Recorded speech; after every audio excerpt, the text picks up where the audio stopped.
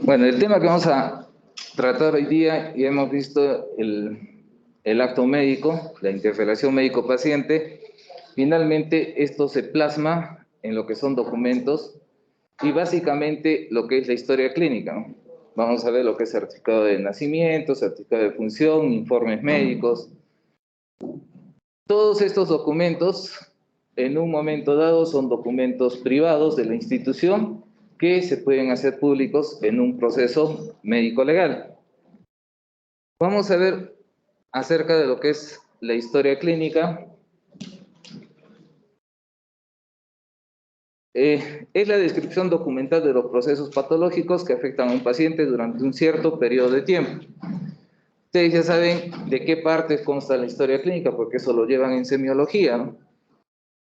En ella el personal de salud tiene el deber de consignar con la mayor fidelidad y exactitud todos los datos referentes a cada proceso de atención médica que se realice en una persona.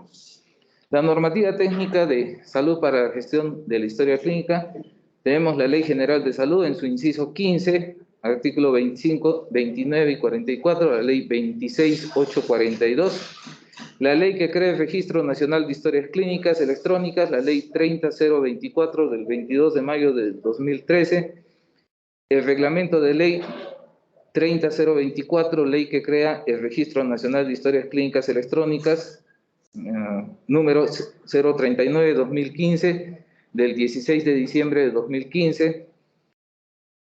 Después tenemos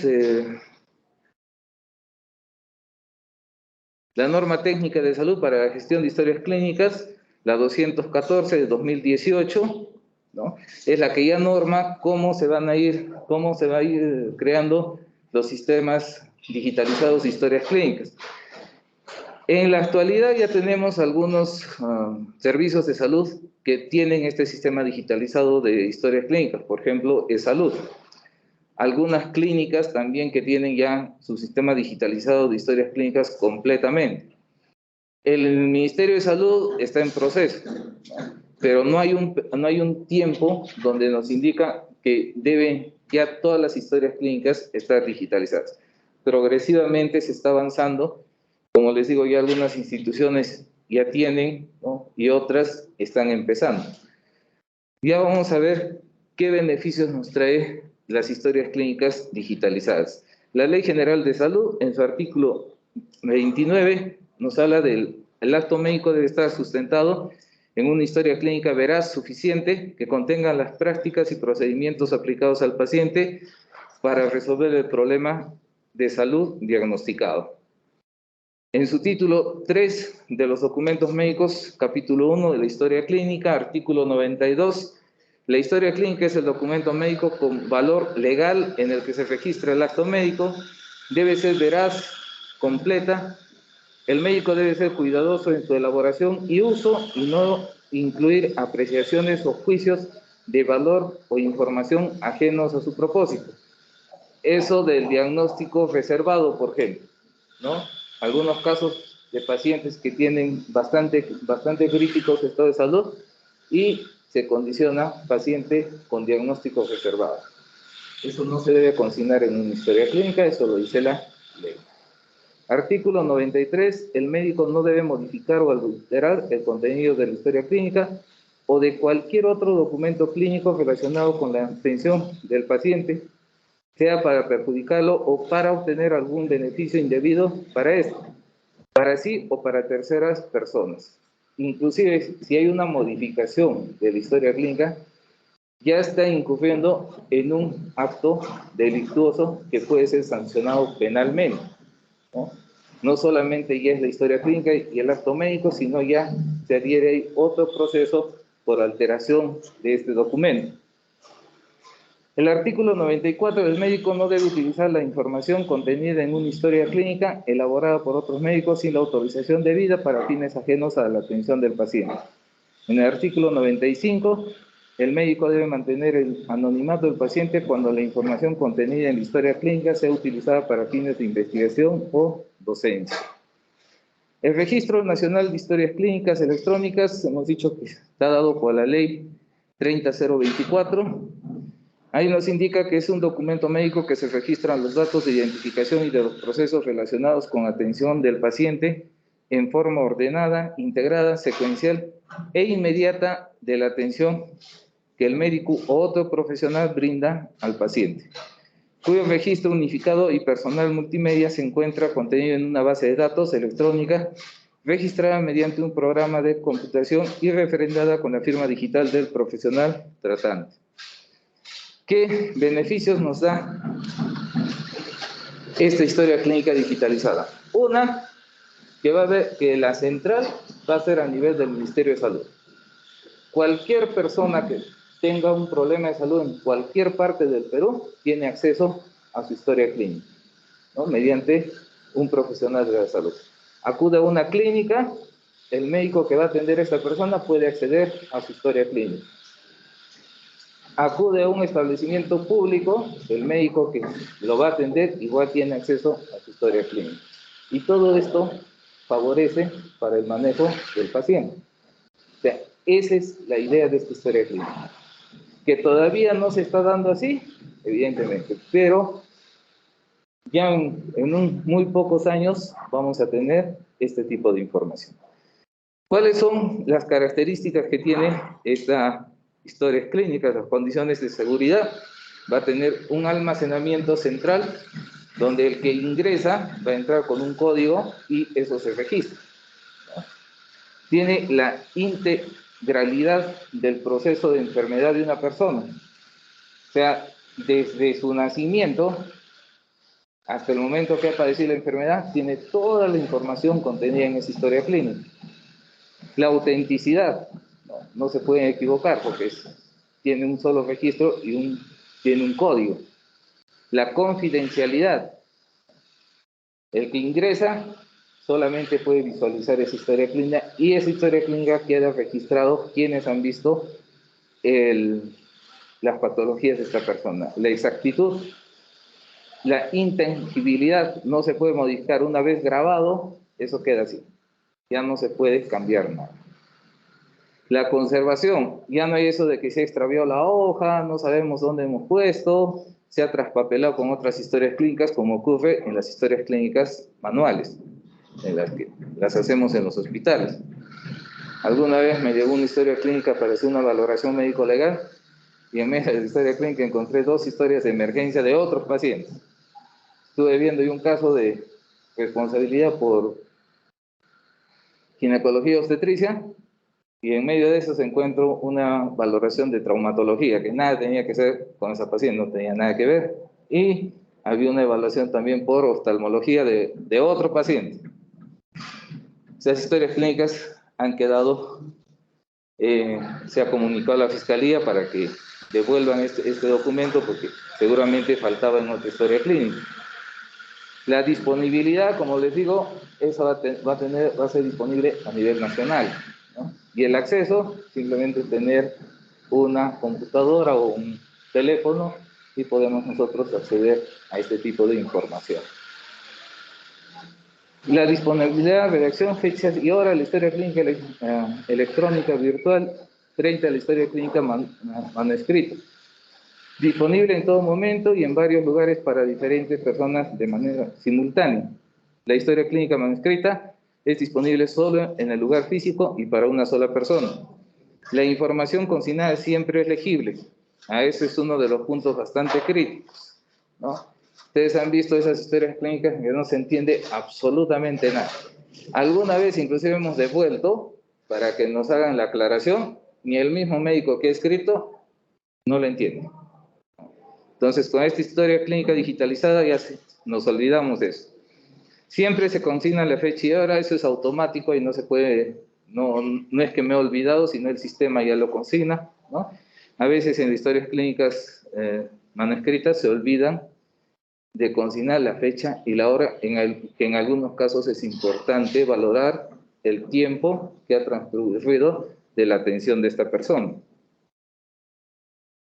En el artículo 59 del reglamento de ley 30.024, la ley que crea el Registro Nacional de Historias Clínicas, aprobado mediante Decreto Supremo 039 de 2015, señala como reglas de autorización de acceso al paciente lo siguiente.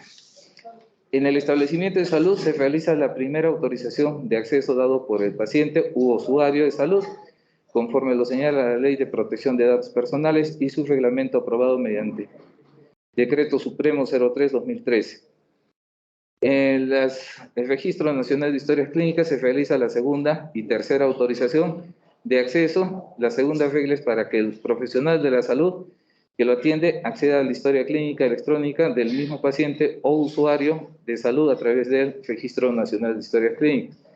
Y la tercera autorización del acceso es la lectura de la información clínica sensible contenida en la historia clínica electrónica del mismo paciente o usuario de salud a través del RENIEC, del Registro Nacional de Historias Clínicas, y que fueron generadas con otro establecimiento de salud o servicio médico de apoyo distinto al que brinde en el momento.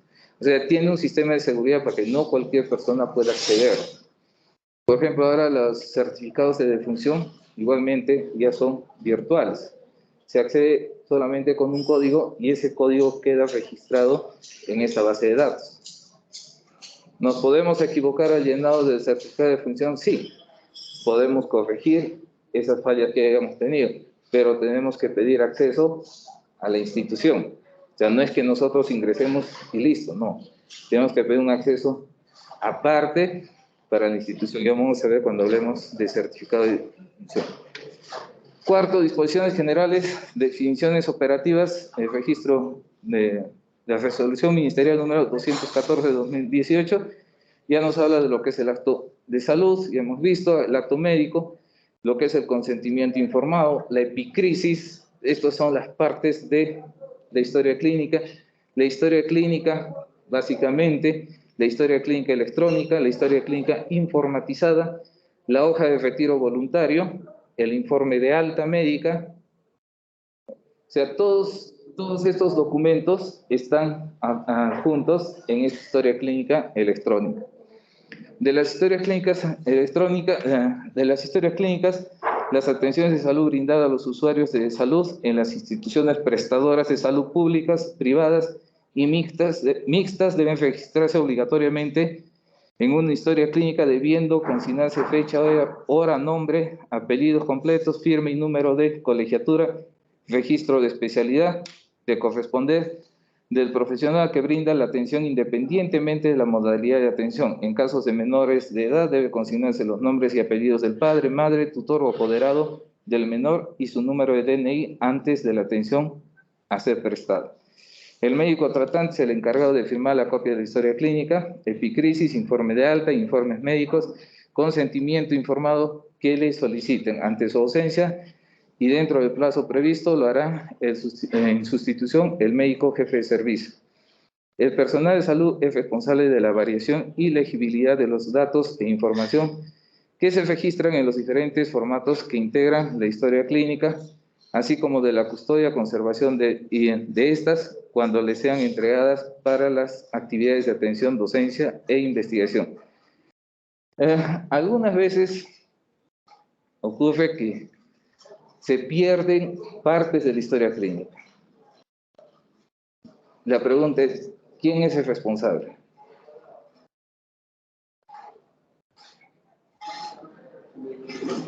El médico que firma. El médico que firma, no siempre, es que la historia clínica no se lo guarda el médico. La historia clínica queda en una oficina, ¿no?, bajo custodia de empleados de la institución. Por eso es cuando nosotros necesitamos la historia clínica de un paciente y queremos esa información, tenemos que acudir a esta oficina y ellos nos registran en un cuaderno. ¿Qué día, qué hora hemos sacado esa historia clínica? Y a partir de eso empiezan las investigaciones. Entonces, hay un responsable administrativo de la historia clínica.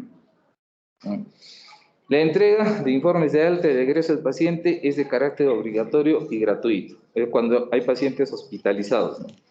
El director médico responsable de atención de salud de la institución prestadora de salud deben disponer de acciones convenientes para asegurar el egreso del paciente, se entregue a él o a su representante legal el informe de alta. Esto es obligatorio. Antes se podía o no se podía dar, pero ahora sí. todo paciente sale con su epicrisis del establecimiento cuando son hospitalizados. Capítulo 2, derecho de las personas usuarias de los servicios de salud. Subcapítulo 1, acceso a los servicios de salud. Artículo 5, derecho a la atención de emergencia, derecho a libre elección del médico de la institución prestadora de salud.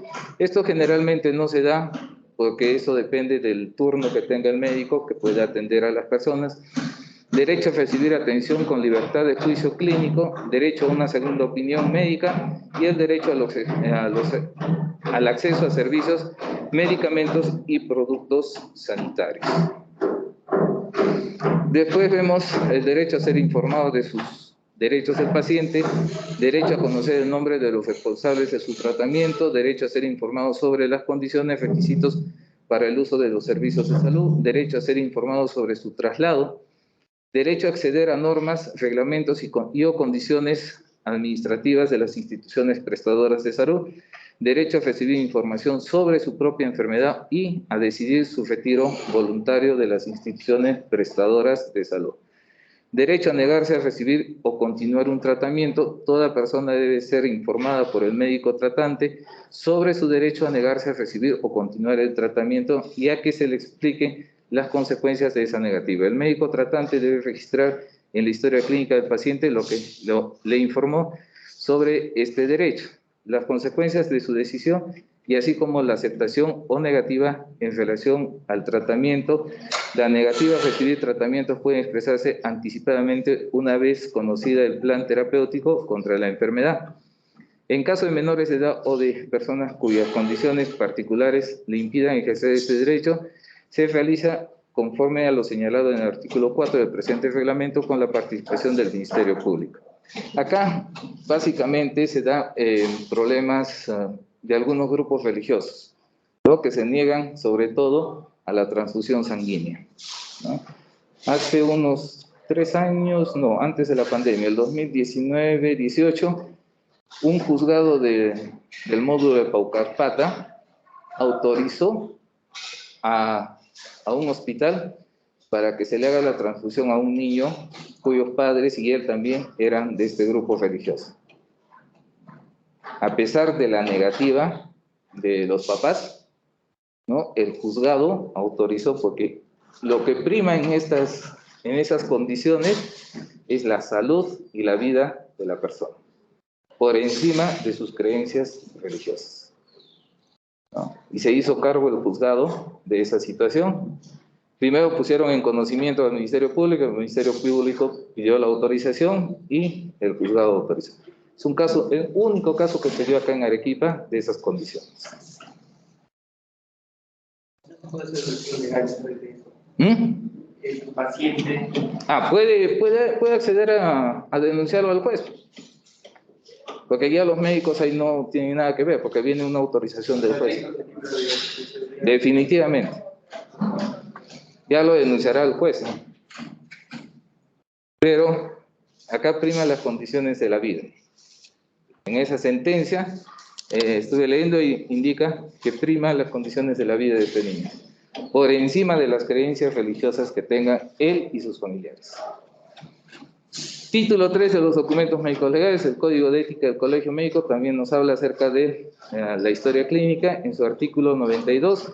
La historia clínica es un documento médico con valor legal en el que se registra el acto médico, debe ser veraz, completa, el médico debe ser cuidadoso en su elaboración y uso, y no incluir apreciaciones o juicios de valor o información ajenos a su propósito. Artículo 93, el médico no debe modificar o adulterar el contenido de la historia clínica o de cualquier otro documento clínico relacionado con la alteración, con la atención del paciente, sea para perjudicarlo o para obtener algún beneficio indebido para este o para sí o terceras personas. El médico no debe utilizar información contenida en una historia clínica elaborada por otros médicos sin la autorización debida para fines ajenos a la atención del paciente. El médico debe mantener el anonimato del paciente cuando la información contenida en la historia clínica sea utilizada con fines de investigación o docencia. Confidencialidad y acceso a la historia clínica. Todo usuario de los servicios de salud tiene derecho a exigir la reserva de información relacionada con el acto médico y su historia clínica, con excepciones que lo establece la ley 26843, Ley General de Salud, conforme lo señala en su literal B, el artículo 15 y el artículo 25, así como lo dispuesto por la Ley 29733, Ley de Protección de Datos Personales. El paciente o usuario de salud tiene derecho a que se le entregue a su solicitud copia de la historia clínica o epicris dentro de un plazo de 5 días, según lo establecido en el marco legal. Para los propósitos de proporcionar las copias referidas se debe considerar lo siguiente: consulta al momento de comunicar el alta del paciente o, de ser el caso de su representante legal, si solicita copia de historia clínica, informándole que los costos de dicha copia serán asumidas por el solicitante, pudiendo entregárseles copias parciales o totales de la historia clínica según se solicite. Proceder, según la establecida en el texto único de procedimientos administrativos de la institución prestadora de servicios de salud, correspondientes sobre el procedimiento de las historias clínicas. Para el caso de la epicrisis, corresponde entregar una copia en forma gratuita, de acuerdo con la normativa vigente. La información sobre el diagnóstico de las lesiones o daños de las personas en caso de heridas por arma blanca, herida de bala, accidente de tránsito o por causas de otro tipo de violencia que constituyan delito perseguible de oficio, o cuando existan indicios de aborto criminal, deben ser proporcionadas a la autoridad policial o Ministerio Público a su requerimiento. Para la entrega de información de terceros se debe contar con el escrito, con la autorización expresa del paciente o de su representante legal, según corresponde el caso. Esto no aplica en información a las instituciones prestadoras de servicios de salud, tienen la obligación legal y administrativa de proporcionar, la cual está referida en el artículo 25 de la Ley 26842, Ley General de Salud. Acá a veces se presenta un conflicto cuando fallece una persona.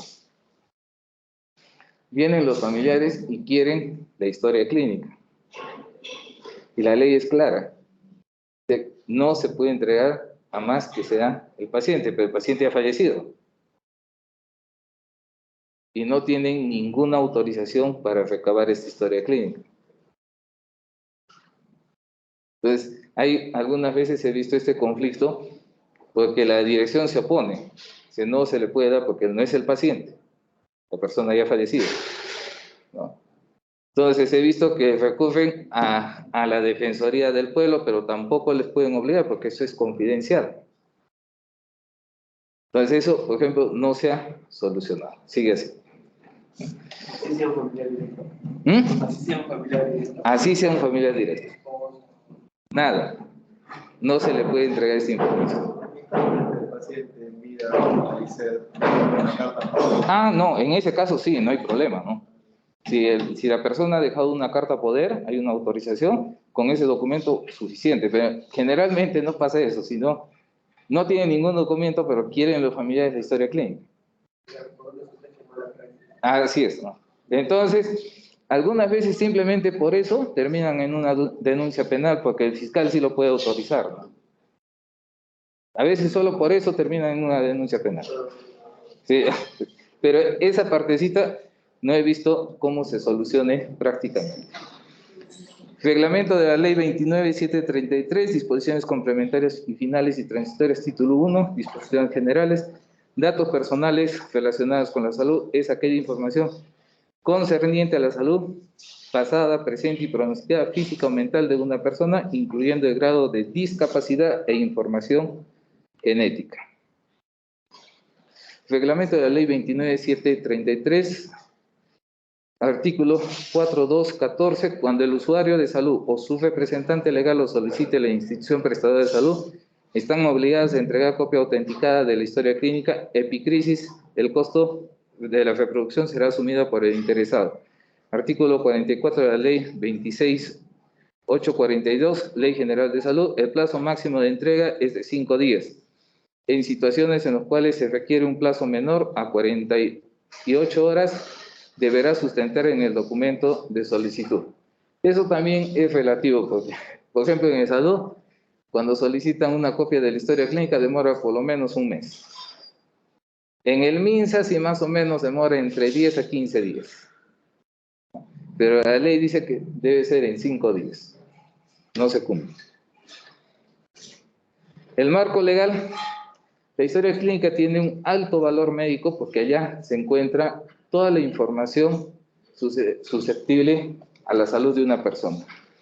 Gerencial lo manejan los hospitales bajo la coordinación de una dirección, ¿no?, para hacer sus estudios y monitoreos de los pacientes.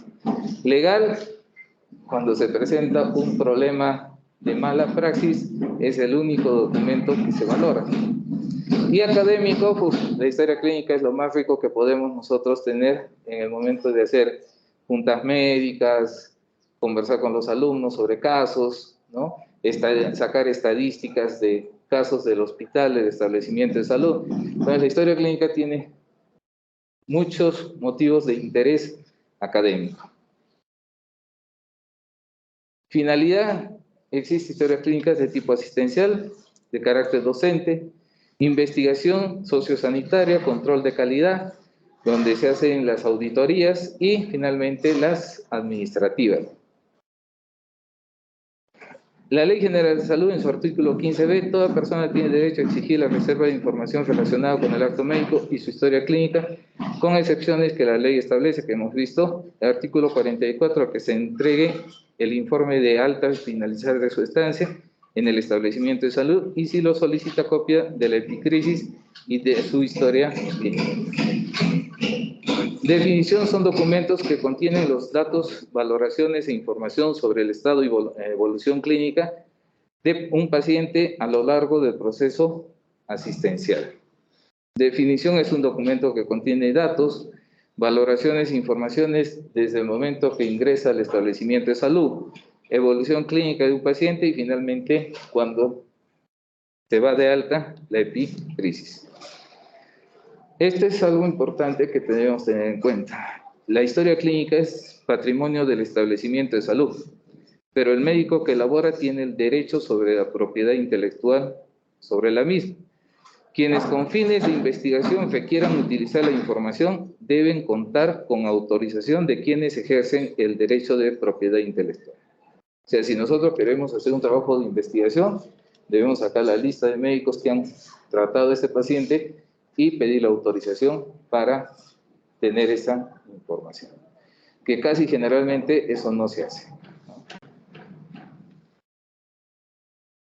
Clasificación y formatos: historias clínicas según el tipo de prestación. Historias clínicas ambulatorias, que generalmente son una hojita de hospitalización. Son historias clínicas que ya son mucho más completas. Ustedes ya por semiología saben eso, ¿no?, cuántas partes tiene la historia clínica. Y las de emergencia igualmente, generalmente son una o dos hojas de atención del estado mórbido de salud de esta persona en un momento dado, simplemente, ¿no? Las características, ya hemos dicho que deben ser veraces. La elaboración es responsabilidad del médico. A veces, ¿qué pasa en los hospitales? Le dan el sello al interno o al residente, y él es el que pone el sello y le hace un garabato y lo avala el médico. Algunas veces hemos visto cuando llegan los procesos de denuncias, dicen, pero este no es mi firma. Lamentablemente está ahí su sello y el garabato que le ha puesto, ¿no? Eso él no puede negar. Entonces eso a veces es delicado, porque los internos tienen una característica de elaborar la historia clínica, que todo está bien, y lo hacen firmar al médico. Inclusive ellos mismos le ponen un garabato y le ponen el sello. Pero quien asume la responsabilidad es el médico. Minuciosa y suficiente, conteniendo las prácticas y procedimientos aplicados al paciente para el tratamiento de su salud. Toda institución prestadora de salud debe tener un comité de auditoría médica permanente que cautelara la correcta elaboración, uso y perfeccionamiento de la historia clínica. Su contenido se ha convertido en un eje central de muchas sentencias de responsabilidades civiles penales, constituyendo un elemento probatorio de primer orden. El documento relativo a la hoja clínica, estadística, autorización de ingreso, informes de urgencia, anamnesis, exploraciones físicas, la evolución, las órdenes médicas, hojas de interconsulta, son partes de la historia clínica. Los informes de exploraciones complementarias, consentimiento informado, informes de anestesia, informes de quirófano de registro de parto, informes de anatomía patológica, fecha y hora de atención, filiación, anamnesis y enfermedad actual, motivos principales de la consulta, antecedentes, exámenes físicos, hoja de consentimiento informado, evolución y planificación de cuidados de enfermería, aplicaciones terapéuticas de enfermería, gráficos constantes de signos vitales, informes clínicos de alta. O sea, son las partes de la historia clínica que estamos viendo así ligeramente, porque ustedes ya lo han desarrollado en semiología, ¿no? Hoja de autorización de procedimientos quirúrgicos, de ser el caso, exámenes auxiliares, diagnósticos presuntivos, plan de trabajo, terapéutica y seguimientos. Epicrisis y o resumen de la historia clínica. En casos de parto, llenar la historia clínica perinatal y el partograma, firma y sello del médico tratante. Clasificación y formatos, lugar de atención. Hay historias clínicas de consultorio externo, de emergencias, de hospitalización, historias clínicas domiciliarias e historias clínicas en campañas de salud. Clasificación y formatos, historias clínicas según el nivel de atención. Primer nivel, historias clínicas familiares, puestos de salud con médicos, centros de salud sin internamiento, centros de salud con internamiento. Segundo nivel, historias clínicas individuales, hospital nivel 1, nivel 2. Tercer nivel, historias clínicas individuales, hospital nivel 3. Y finalmente los institutos especializados que solamente existen en la capital de la República. El registro de atención médica, archivo de la historia clínica, debe garantizar su seguridad. Y esto, ¿a cargo de quién está? De la dirección del establecimiento de salud. Su correcta conservación, ¿a cargo de quién está? Del personal administrativo encargado de esa oficina, ¿no? Y la recuperación de la información. Una vez tuvimos un pequeño gran problema en un hospital acá de Arequipa. ¿Qué había pasado? Se habían metido las ratas y habían hecho su nido. Y el personal nunca se dio cuenta que en esa zona las historias clínicas estaban totalmente destruidas. Eran historias clínicas pasadas, pero igual eran algunos casos que regresaban, ¿no? Pues, para su atención. Cuando se dieron cuenta, era criadero de ratas en ese lugar. Esa historia clínica fue imposible de recuperar porque ya se los habían comido, ¿no? La habían utilizado para sus nidos, ¿eh? Entonces, ya con las historias clínicas electrónicas ya nos vamos a olvidar de esa situación, ¿no? Parte de la historia clínica se emite solo cuando culmina la hospitalización, es decir, cuando el paciente ha sido curado, aliviado o ha fallecido.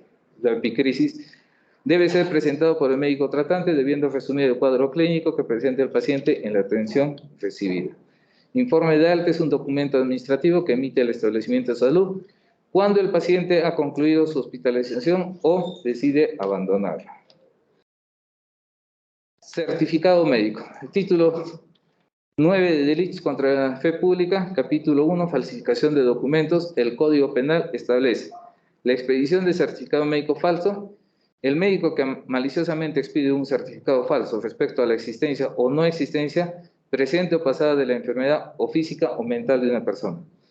Cuando se haya dado la falsa certificación con el objeto de que se admita o interne a una persona en un hospital para enfermedades mentales. El que haga uso malicioso del certificado según el caso que se trate. Por ejemplo, acá hemos tenido dos casos diferentes, pero con la misma intención. Un día un traumatólogo atiende a una persona, un varón, ¿no?, que viene con su placa radiográfica y tenía una fisura en el calcáneo. ¿Cuál es el procedimiento en consultorio particular? ¿Cuál es el procedimiento en una fisura de calcáneo? Le ha puesto su bota de yeso y lo ha mandado a su casa. Pasa un tiempo, este tipo estaba implicado en un asalto. Ese día que lo han atendido este médico, habían asaltado un local acá en Arequipa y él estaba plenamente identificado por la gente que él había participado. Pero él, ¿qué hace? Llega a la policía, llega, no, acá está mi certificado médico, yo a esa hora me estaba haciendo atender. Acá está. Yo he sufrido una fractura, ahí está mi bota y eso. Yo no puedo decir. Entonces la fiscal lo llama al médico y le dice si lo ha atendido. El médico estaba bastante nervioso y dice pues que sí, él lo ha atendido. Evidentemente sí lo había atendido. Y sí tenía la fractura del calcáneo. Sí, dice, él en la primera vez que le hace la entrevista a la fiscal, dice sí. Usted estaba completamente seguro que tenía la fractura. Sí, por eso le he puesto la bota y eso. ¿Qué había hecho este tipo? Se ha conseguido una placa radiográfica que no era de él. Ha llegado al consultorio con su placa, el médico ha visto la fractura, no lo ha examinado bien y le ha puesto su bota y eso. ¿Cómo íbamos a probar eso? Porque eso se tiene que probar, ¿no? Lo volvió a llamar al médico, la fiscal, y le dijo, doctor, queremos que nos traiga la historia clínica. Él tenía una historia clínica bastante resumida, ¿no? Así a veces hacen pues los consultorios privados. Estaba ahí su historia clínica, pero era muy sucia. Entonces, conversando con la fiscal, me dice, ¿cómo podemos probar esto que no ha sido él? Porque él estaba plenamente identificado en ese asalto. Pero tenía ese informe médico de atención, justo de esa hora.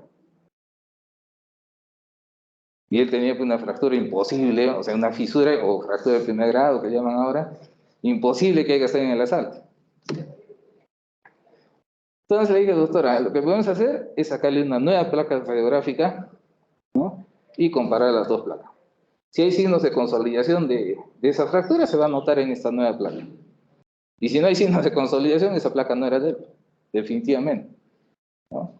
Y acá el que ha pecado ha sido el médico. No ha tenido intencionalidad de un encubrimiento del caso, pero estas personas a veces actúan así, ¿no? Cuando pedimos eso, el tipo desapareció.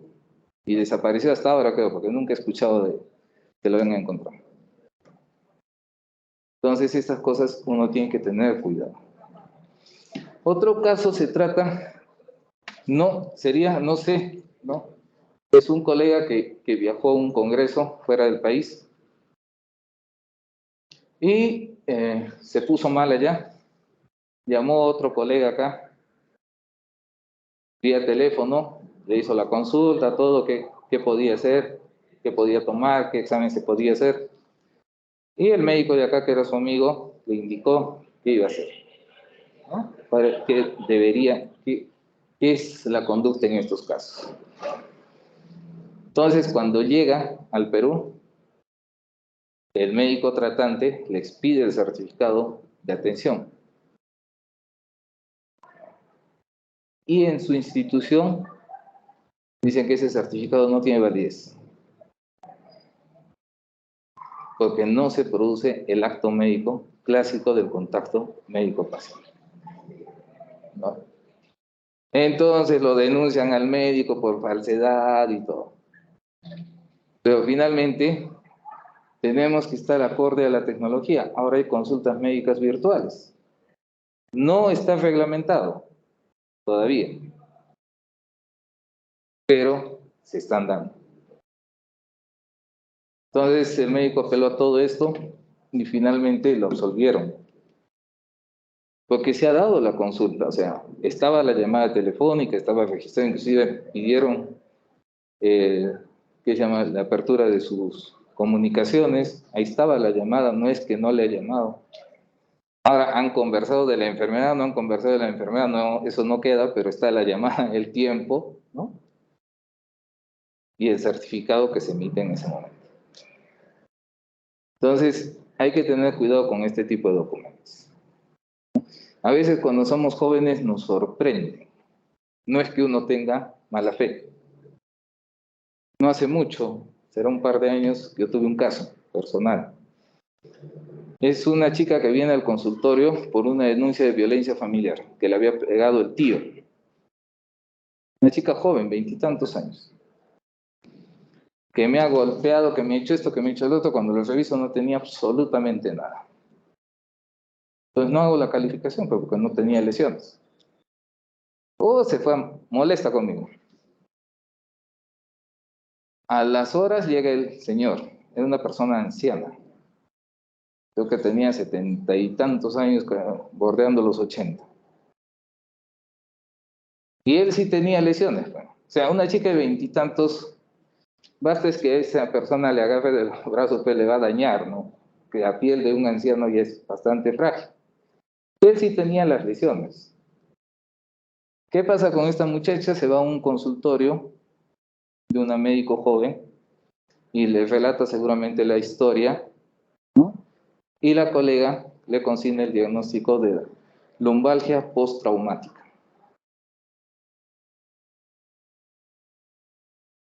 Y esta chica hábilmente lo presenta en esta denuncia. Entonces, cuando me llama la fiscal, me dice, ¿cómo es esto? Tú lo has evaluado a tal hora y a tal hora estaba con su lumbalgia. Y todavía le pone postraumática. Fácil, le digo. Primero, la colega no es especialista en neurología ni en neurocirugía. Es médico general. Segundo, ¿qué exámenes podemos hacer para una lumbalgia? El diagnóstico es clínico. Nada más. ¿Y qué medicamentos ha comprado esta chica para su lumbalgia? No tenía nada. Que presente las boletas de los medicamentos que ha comprado. Porque eso tampoco se pasa con un cebito de culebra. Tiene que tomar algún medicamento. Y su error fue de no comprar medicamentos, a pesar de que le han dado la receta. Ella dijo que sí, que había comprado en una farmacia, que no se acordaba bien dónde lo había comprado. Ahí se cayó el caso. Entonces, a veces, como les digo, en esto no es la intencionalidad del profesional, sino es de las personas que vienen malintencionadamente a obtener este tipo de documentos. Título 3 de los documentos médicos, el Código Deontológico, el Código de Ética del Colegio Médico, dice capítulo 2, certificado médico. El certificado médico es un documento, hemos visto, artículos 97, 98. Estas son algunas sanciones que la Superintendencia Nacional de Salud ha dado. Por ejemplo, en este caso, infracción contenida en el Decreto Supremo número 013 del 2006, Reglamento de Establecimientos de Salud y Servicios Médicos de Apoyo, inciso H, artículo 132, no cumplió con las disposiciones referidas a la historia clínica y formatos y registros de atención del paciente. Resolución Ministerial 597 del 2006, MINSA, que aprueba la resolución 022, norma técnica de salud para gestión de historias clínicas. Del 19/9 del 2018, multa ascendente a 3 unidades impositivas tributarias. Esto se ha dado acá al Hospital Yanaguara, cuando ha habido una queja hacia ¿cómo se llama la Superintendencia Nacional de Salud. Esta es una resolución que se ha emitido en ese sentido, ¿no? Consentimiento informado. Este es uno de los puntos bastante críticos en las historias clínicas que vemos. Felizmente todavía no hay mucha, ¿qué les digo? Investigación en nuestro medio de parte de los abogados en ese sentido del consentimiento informado.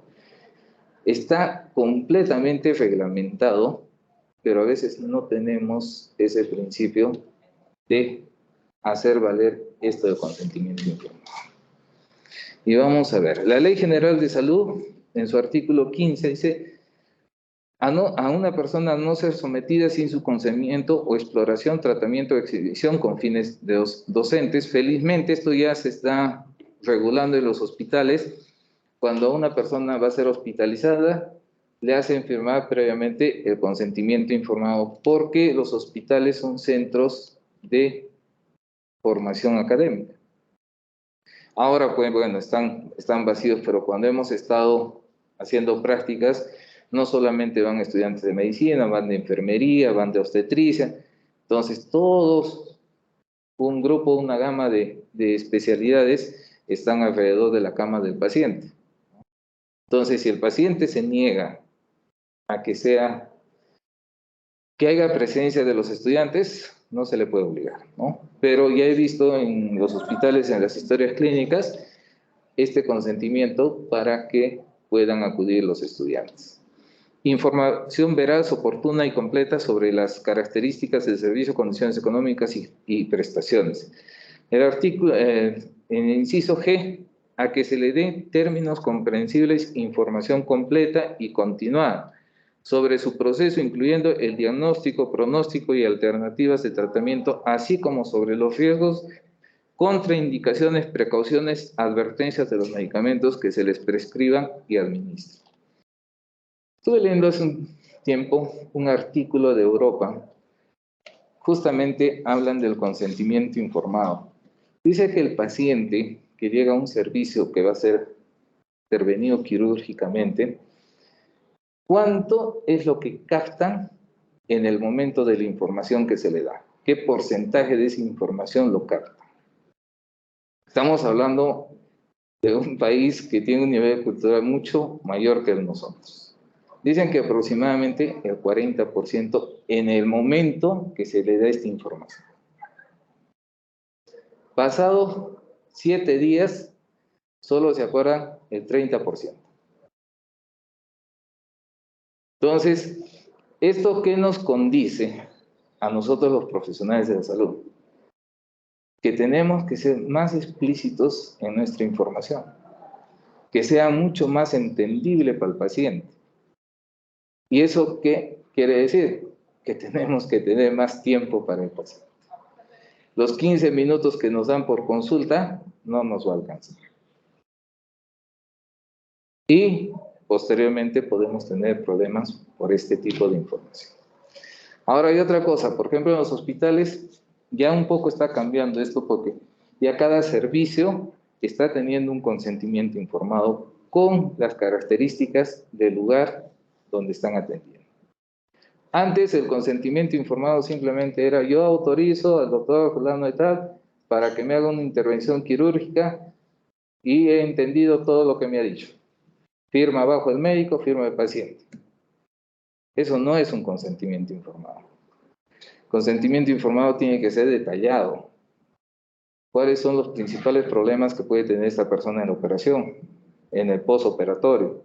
Todo eso es lo que tiene que informar al médico. Si el paciente es quechua hablante. El médico tiene que aprender quechua. O tiene que pedir ayuda a una persona que hable quechua. Ese es el problema.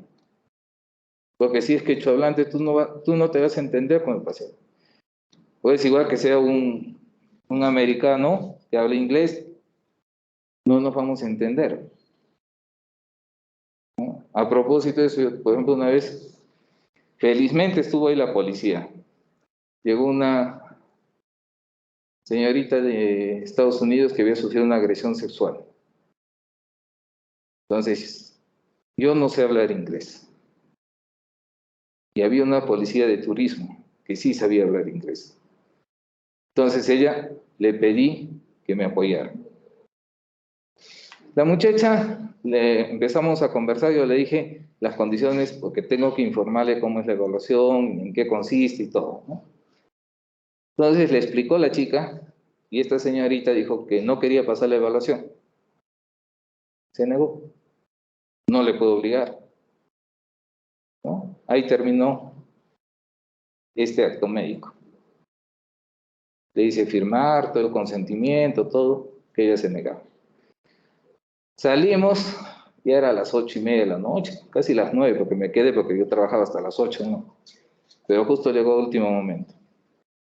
Salimos del servicio, ya me estoy por retirar, y se aparece un señor que había sido agregado al consulado americano acá en Arequipa,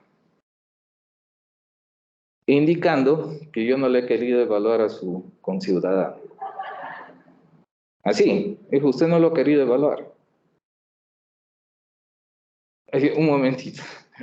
Yo no he estado solo en la consulta, he estado ella es la que le ha preguntado y ella es la que le ha dicho que no deseaba pasar esta evaluación. Y mire, yo salgo a las 8 y qué razón, era cerca a las 9. Ahora la señorita le ha explicado y ha firmado el documento de consentimiento, que ella no deseaba pasar. Yo no la puedo obligar. Entonces a veces pasan por un problema de comunicación estas cosas. Entonces uno tiene que hacerse apoyar. Porque lo bueno es que ya casi no hay persona que sea que hable solamente su idioma original. Es muy pocos. Tanto el quechua como el aymara. Ya siempre mastican un poco de su castellano y nos podemos dejar entender. Porque si hablaran netamente su idioma nativo, olvídense. A propósito de eso, por ejemplo, hace años me traen una niña de 12 años que lo habían encontrado en el terminal. La policía decía que era mudita, que no hablaba. Pero yo cuando le hablaba a la niña, la notaba fue algunas conductas que ella quería expresar algo, ¿no? Y le pregunté su nombre en quechua y ella lo noté que, o sea, quería familiarizar el idioma. Entonces no es quechua, dije, este es aymara. Le pregunté su nombre en aymara y la chiquita empieza a llorar y empieza a hablar fluido el aymara. Había sido una niña huérfana de padre y madre que vivía en las alturas de Puno. Se había venido con ella decía mi tía, mi madrina, que lo había traído la niña porque vivía con su abuelita y era pues completamente aymara. O sea, su idioma nativo era puro aymara. Y me empezó a hablar en aymara, ¿no? Y yo sí entiendo aymara. Bueno, ya me olvidó un poco de hablar, pero sí entiendo. Entonces a los policías le digo, esta niña no es muda, no es sorda.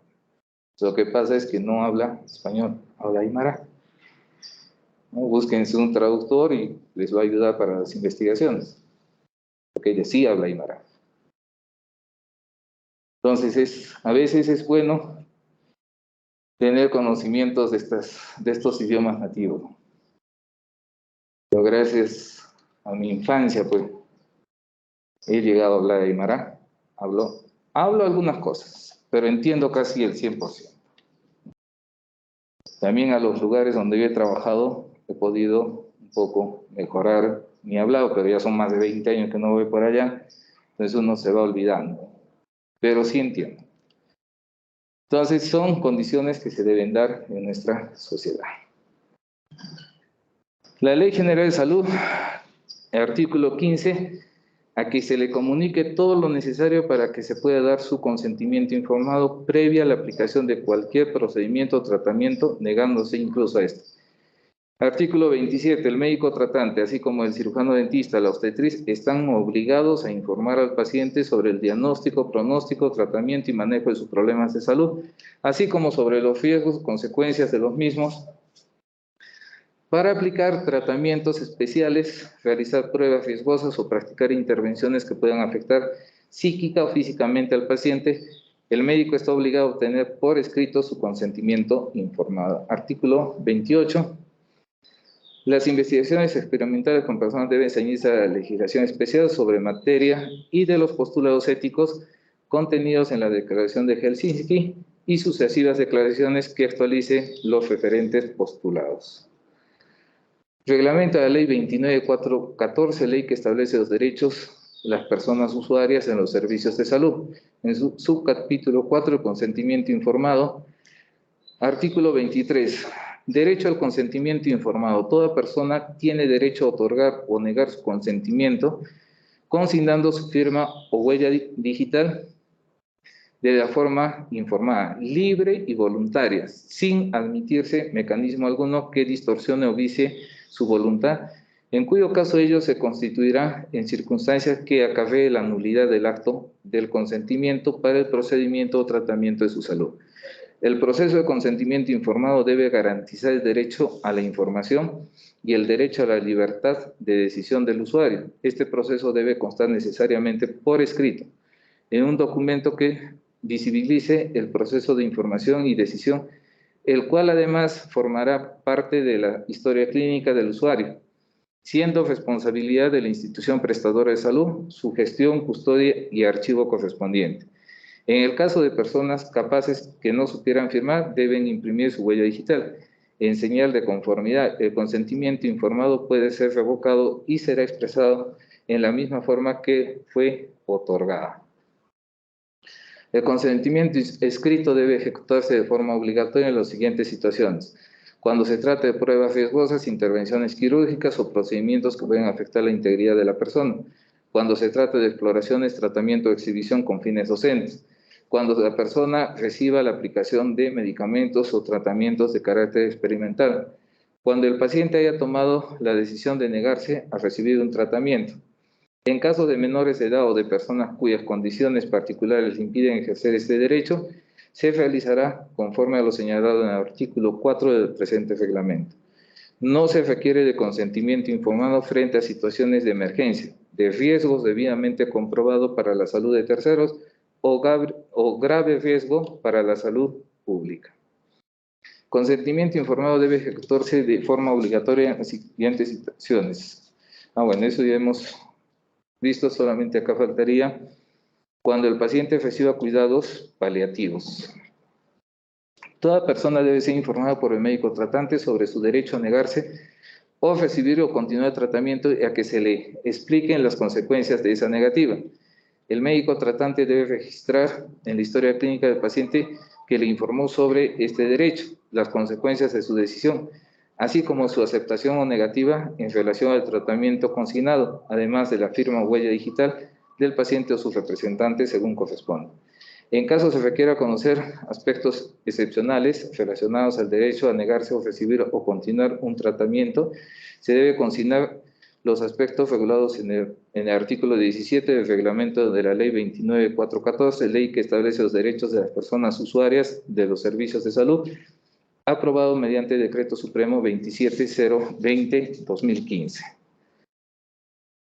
Es el consentimiento informado de docencia durante la atención de salud, ¿no? Generalmente en los hospitales públicos, ya más o menos hay un formato, como les decía, ¿no? Para que el paciente, cuando está siendo hospitalizado, firme este consentimiento, ¿no? Para que puedan acudir los estudiantes a su cama cuando esté durante su hospitalización. Ley que establece los derechos de las personas usuarias de los servicios de salud, Ley 29.414 del 30 de noviembre del 2009, consentimiento informado, a otorgar su consentimiento informado libre y voluntario sin que medie ningún mecanismo o vicie su voluntad para el procedimiento o tratamiento, en especial en las siguientes situaciones: en la oportunidad previa aplicación de cualquier procedimiento o tratamiento, así como su interrupción, quedan exceptuados del consentimiento informado las situaciones de emergencia, de riesgos debidamente comprobados para la salud de terceros o grave riesgo para la salud pública. Cuando se trata de pruebas riesgosas, intervenciones quirúrgicas, anticoncepción quirúrgica o procedimientos que puedan afectar la integridad de la persona, supuesto en el cual el consentimiento informado debe constar por escrito de un documento oficial que establece el proceso de información y decisión. Si la persona no sabe firmar, imprimirá su huella digital. Cuando se trate de exploraciones, tratamientos o exhibición con fines docentes, el consentimiento informado debe constar por escrito en un documento oficial que se visibilice en el proceso de información y decisión. Si la persona no supiera firmar, imprime su huella digital. A que su consentimiento conste por escrito cuando sea objeto de experimentación para aplicación de medicamentos o tratamientos. El consentimiento informado debe constar por escrito en un documento oficial que visibilice el proceso de información y decisión. Si la persona no supiera firmar, imprime su huella digital. El reglamento de la ley 29.414 del 2015, artículo 23, derecho de consentimiento informado. Toda persona tiene derecho a otorgar o negar su consentimiento, consignando su firma o huella digital de forma informada, libre y voluntaria, sin admitirse mecanismo alguno que distorsione o vicie su voluntad. De no cumplirse estas condiciones, se genera la nulidad del acto de consentimiento. Para el procedimiento o tratamiento de salud, el proceso de consentimiento informado debe garantizar el derecho a la información y el derecho a la libertad de decisión del usuario. Este proceso debe constar necesariamente por escrito en un documento que se visibilice en la historia clínica. Esto está, las cuales además parte de la historia clínica y también puede ser revocado este consentimiento. El consentimiento escrito debe ejecutarse de forma obligatoria en las siguientes situaciones. Ya hemos visto estos parámetros en los otros artículos. Sección segunda de los preceptos deontológicos, título 2 de la atención del cuidado de los pacientes, capítulo 1 del acto médico del Código de Ética del Colegio Médico. Artículo 62. Las intervenciones quirúrgicas requieren de un consentimiento informado escrito, salvo situaciones de emergencia. O sea, todos reconocen que solo en las situaciones de emergencia se puede exceptuar el consentimiento informado, ¿no? Después, todos establecen que se debe dar sobre todo en procedimientos quirúrgicos. Porque las consultas, si bien es cierto, no necesitamos un consentimiento informado, pero es verbal la aceptación que tiene el paciente en ese momento, ¿no? Acuerdan establecer precedente administrativo de observancia obligatoria sobre el registro de consentimiento informado en las instituciones prestadoras de servicios de salud, en la sala plena del 14 del 2018, 23 de noviembre del 2018. Y el consentimiento informado debe reunir al menos 4 requisitos que son: la capacidad, el individuo debe tener la habilidad de tomar decisión o su representante, el agregado es nuestro. La voluntariedad. Los sujetos deben decidir libremente someterse a un tratamiento o participar en un estudio sin que haya persuasión, manipulación ni coerción. El carácter voluntario del consentimiento es vulnerado cuando es solicitado por personas en posición de autoridad o se ofrecen un tiempo suficiente para el paciente para reflexionar, consultar o decidir. Información. Las opciones deben ser comprensibles y deben incluir el objetivo del tratamiento o del estudio, su procedimiento, los beneficios y riesgos potenciales y que siempre exista la opción del paciente de rechazar el tratamiento, sin que a ello pueda perjudicar en otros tratamientos. Comprensión es la capacidad del paciente de comprender esta información relevante. Teniendo en cuenta lo antes mencionado, resulta claro que el consentimiento informado no puede en modo alguno limitarse a comunicar al paciente que en el procedimiento de intervención médica a la que será sometido existen riesgos reales y potenciales, sin precisar en detalle cuáles son estos en particular.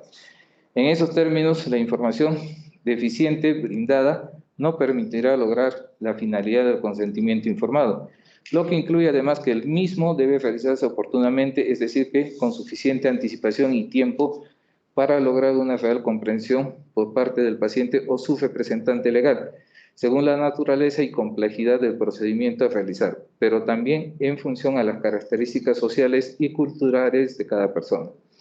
Ahora bien, nuestra normativa señala que el consentimiento informado otorgado tiene un carácter solemne, porque debe constar por escrito en un documento oficial que visibilice el proceso de información y decisión, lo que en modo alguno se puede lograr si dicho documento, en casos de un formato de consentimiento informado, no consigna razonablemente por escrito el detalle de la información que verbalmente se brindó al paciente, puesto que de no hacerlo así, no se podría en lo absoluto demostrar que el paciente pudo decidir libre y voluntariamente, lo que solo se puede ocurrir teniendo la información necesaria, veraz y suficiente. Por lo tanto, tampoco se podría acreditar la exoneración de la responsabilidad del profesional médico en caso requiriese.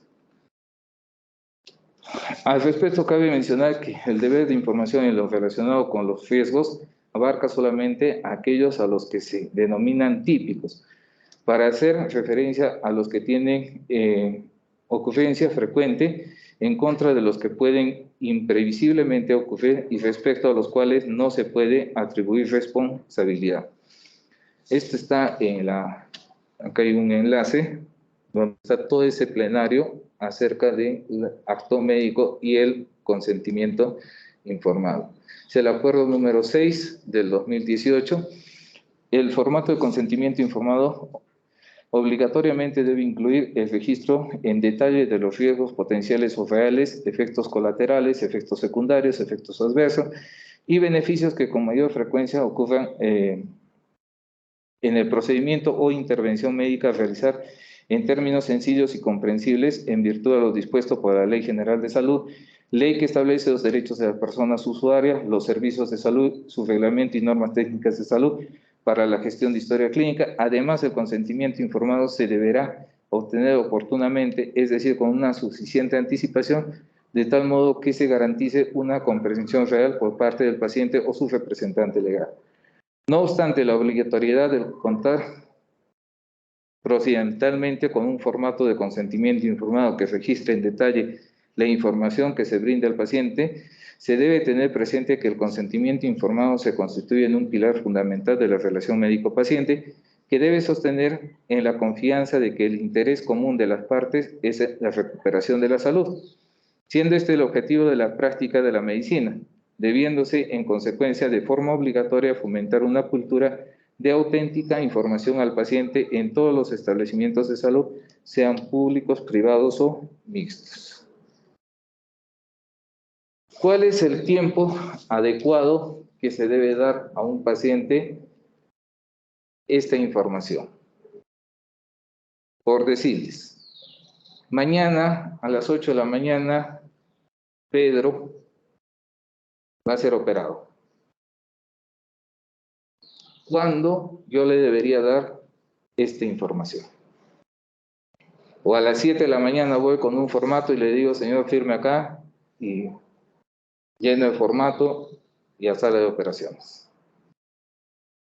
¿O qué tiempo? Porque acá no nos dice un tiempo, nos dice un tiempo prudente. ¿Cuánto es este tiempo prudente? ¿Es el tiempo necesario para conseguir una segunda opinión? Ahí está, hay un criterio, puede ser un tiempo para que el paciente pueda hacer otra consulta.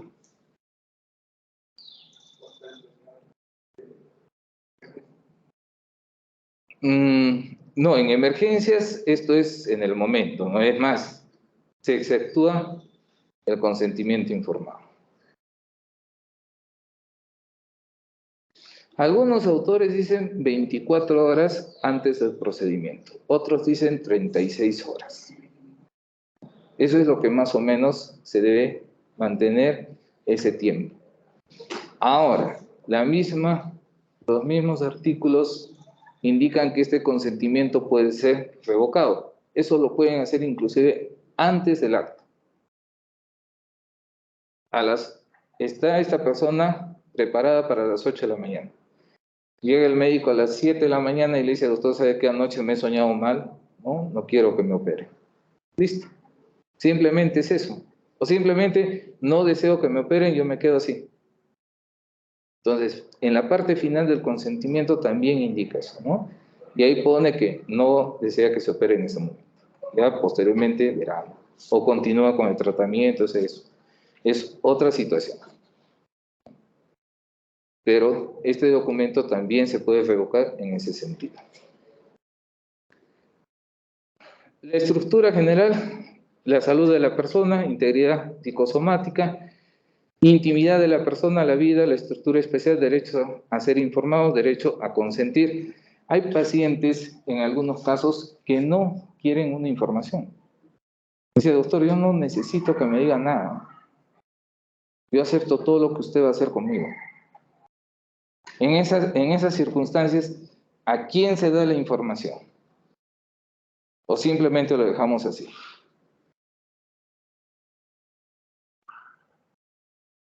En esas circunstancias se recomienda al pariente más cercano dar toda esta información. Siempre y cuando el paciente lo autorice. Porque hay algunos pacientes que dicen, no quiero que le digan nada a mis familiares. Eso también tiene que constar en la historia clínica.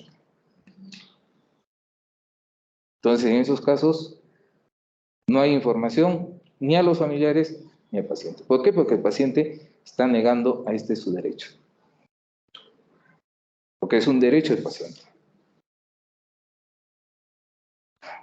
Derecho a ser informado, nociones generales, claras, oportunas, adecuadas, aproximativas y leal a la implicancia médica. Derecho a ser informados, titulares, pacientes con capacidad, pacientes incapaces con discernimiento. Por ejemplo, ¿quién sería un paciente incapaz con discernimiento? Un paciente que tenga un muchacho de 16 años no puede firmar una autorización. Pero él sí puede discernir, o sea, si el médico le habla y dice vamos a proceder con esto, él sí, ¿no?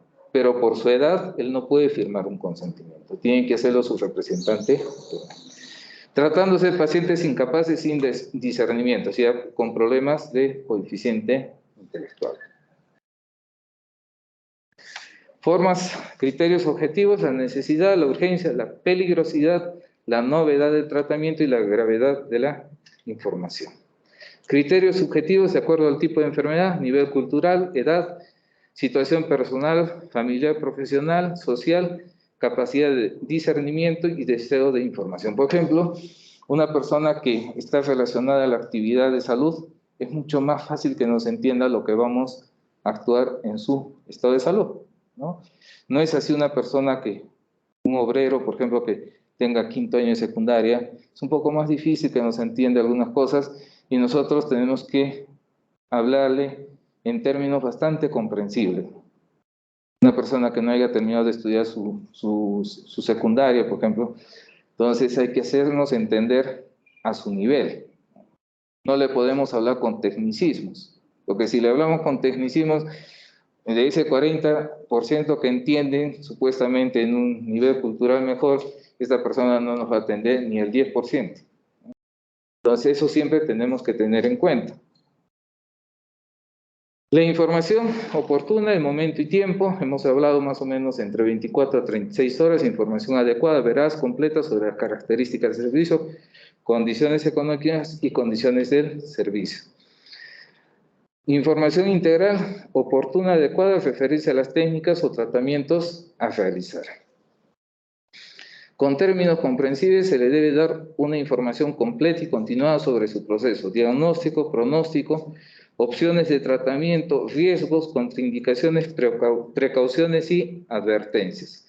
Límites, el derecho de la información puede limitarse por la existencia de un estado de necesidad terapéutica. En este caso, el médico deberá dejar constancia de las circunstancias en la historia clínica y comunicar su decisión a las personas vinculadas, la paciente por razones familiares o de hecho. Derecho a consentir es la autorización que da el paciente para la realización de un acto médico, está en la Ley General de Salud, ¿no? Las intervenciones de emergencia están exceptuadas de este requisito.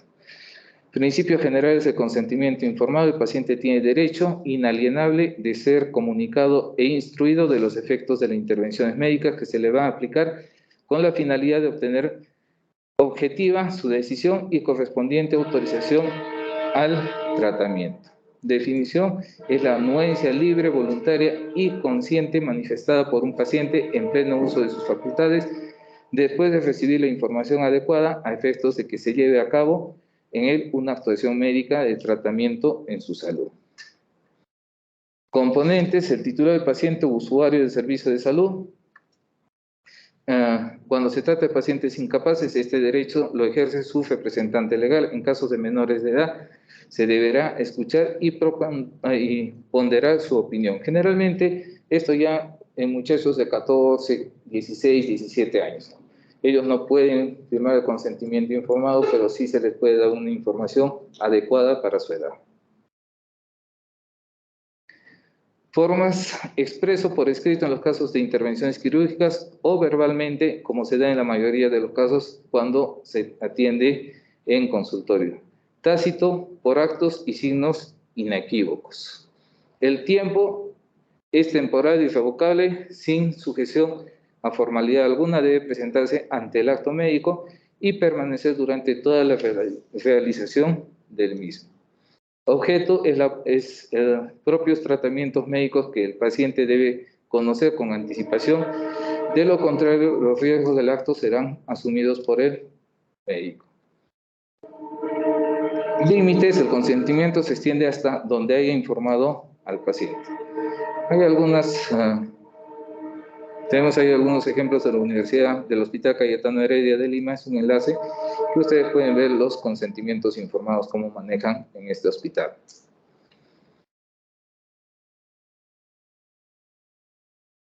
Este tipo de consentimientos no tienen validez, ¿no? He comprendido la naturaleza, el propósito del procedimiento, he tenido la oportunidad de aclarar mis dudas, estoy satisfecho con la información, ¿no? Este tipo de procedimientos de consentimiento informado no tiene validez. Esta es otra sanción al Hospital Nacional Arzobispo Loaiza, también por la SUNAS, de 2.6 unidades impositivas. En este caso es infracción contenida en el Decreto Supremo Express Seguridad del Paciente, infracciones leves y en numeral no cumplió con solicitar al usuario o su representante legal el consentimiento informado por escrito previo a la realización de un tratamiento. En este caso es más que todo una sanción administrativa de parte de la Superintendencia Nacional de Salud al Hospital Loaiza de Lima. Capítulo 3, las pericias, el Código Penal. O sea, hablamos ya de los informes médico-legales, ¿no? La pericia procederá siempre que para explicación y mejor comprensión de algún hecho se requiere consentimiento especializado de naturaleza científica, técnica, artística o su experiencia calificada.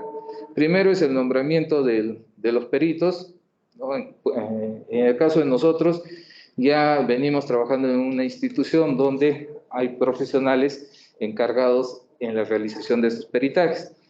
Y en el caso de que no hubiera, pueden solicitar a los colegios profesionales o también a las universidades. Eso lo establece la ley. Procedimiento de designación y obligación del perito. En los casos de los profesionales que trabajamos en instituciones públicas no nos podemos negar, así lo dice la ley, ¿no? En otros casos sí pueden poner algún tipo de condicionamiento. Acceso al proceso y reserva, impedimentos y subrogaciones del perito. Por ejemplo, si yo soy familiar de una persona, no puedo ser perito de ese caso, ¿no? Tengo que salir, tengo que decir que no puedo por estas condiciones. Acceso al proceso y reserva, o sea, nosotros tenemos acceso a todo el expediente del proceso, requiriendo el tipo de información. El perito de parte, eso lo nombra la persona que está siendo imputada, tiene derecho a un peritaje de parte, ¿no? En un proceso puede haber dos peritos, uno oficial y uno de parte, ¿no? Y esto puede ser los informes contradictorios. Finalmente se va a un debate en el juicio, a un debate contradictorio, y el que convence al juzgado, ahí le van a creer todo lo que dice en su pericia. Básicamente es eso. El juez es el que define, ¿no? Si el perito de parte tiene un criterio mucho más técnico y puede probar científicamente algunos hechos, se le va a creer a él, ¿no? Y hay muchos casos que se han dado en esas circunstancias. Contenido del informe pericial solamente es técnico, nosotros no podemos manifestar acerca de que si hay o no hay culpabilidad de una de las partes. El contenido del informe pericial de parte, igualmente, no puede tener una manifestación en ese sentido. Reglas adicionales: finalmente el examen pericial se da si es que este caso llega al juicio.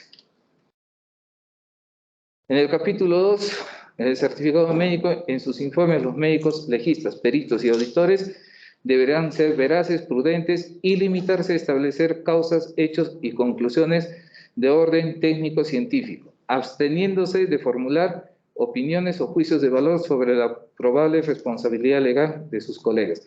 Eso lo dice el Código de Ética del Colegio Médico, y justamente esta mañana, revisando un caso de mala praxis, el médico que había hecho el peritaje de parte, los dos médicos que habían hecho el peritaje, uno de parte y el otro oficial, indicaban que sí había responsabilidad de mala praxis en el colega de ese caso. Y esto es lo que dice el Código de Ética del Colegio Médico.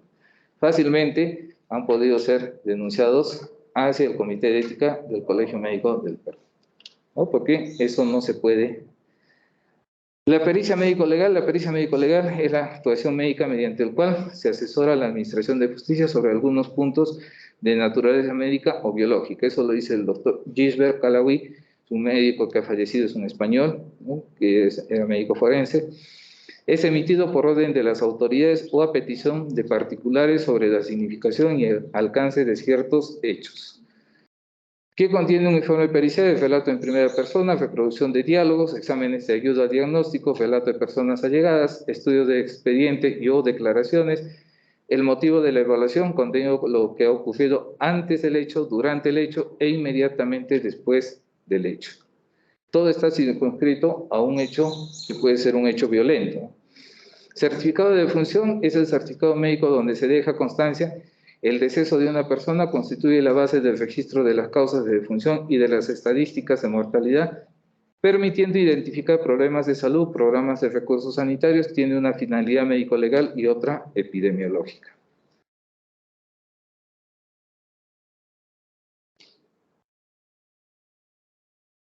Bueno, antiguamente se daban los avisos por medios de la prensa escrita, donde se publicitaban algunos abogados como expertos en lo que es denuncias por mala praxis. Ahora ya los sistemas informáticos, las redes sociales, es donde podemos encontrar estudios de abogados, ¿no?, que se dedican a llevar estos casos de mala praxis, como estamos viendo en esta diapositiva.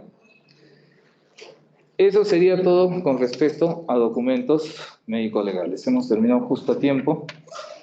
Nos falta lo que es el certificado de defunción. Nosotros en el país tenemos un problema bastante grave en cuanto a los certificados de defunción. El Ministerio de Salud, hace unos 6 años, 8 años, capacitó a los médicos. Dentro de Latinoamérica, nuestros certificados de defunción son los peores. En Latinoamérica, con Bolivia, son los peores certificados de defunción. O sea, el llenado del certificado de defunción. Entonces, hace unos 3, 4 años antes de la pandemia, un año antes de la pandemia, han cambiado la estrategia, ¿no? Y han pedido que en los cursos de medicina legal hagamos un capítulo del certificado de defunción. O sea, cómo se llena, cómo debe ser, qué características debe tener nuestro certificado de defunción, y esperemos que de acá, pues, cuando ustedes ya ejerzan la profesión, mejoren esta calidad de certificado de defunción. ¿Por qué? Porque tienen bastantes principios en el manejo del certificado. La información es válida, valiosa para el Estado, para sacar informes estadísticos, para manejos clínicos. Pero si le ponemos en el certificado paro cardiorrespiratorio, no estamos diciendo nada, simplemente que ha muerto. Entonces, es más, ya vamos a ver el próximo tema.